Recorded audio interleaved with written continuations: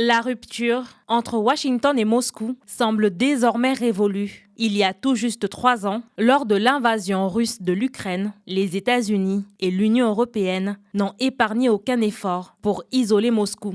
Vladimir Poutine, le maître du Kremlin, a même été qualifié par l'ancien président américain Joe Biden de dictateur sanguinaire. Mais cette conversation téléphonique entre l'actuel président des États-Unis, Donald Trump, et Vladimir Poutine a tout changé. Elle marque la reprise des relations russo-américaines et en a surpris plus d'un.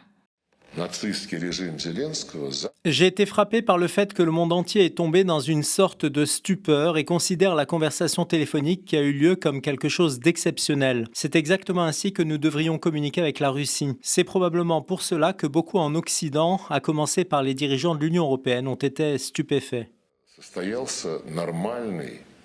De son côté, le président ukrainien Volodymyr Zelensky, qui a aussi exprimé son désir de paix au président américain, compte bien participer aux pourparlers.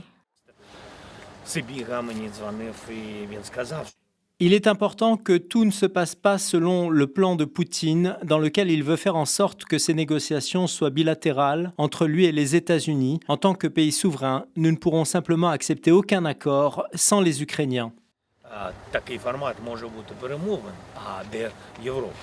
Mais le Kremlin a assuré jeudi que l'Ukraine participerait d'une manière ou d'une autre à ces futurs pourparlers de paix. Les pays européens se sont toutefois montrés très sceptiques. Mis à l'écart lors des discussions entre Donald Trump et Vladimir Poutine sur l'Ukraine, les Européens ont averti jeudi que tout accord de paix négocié sans eux et Kiev serait voué à l'échec.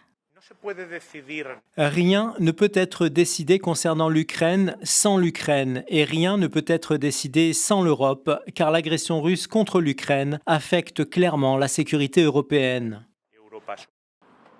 Pour Antonio Costa, le président du Conseil européen, la paix en Ukraine doit être plus qu'un simple cessez-le-feu. Dans ce contexte tendu, le Kremlin a affirmé qu'il n'y avait pour le moment aucune décision sur la date de la rencontre entre Donald Trump et Vladimir Poutine et que cela pourrait prendre des mois.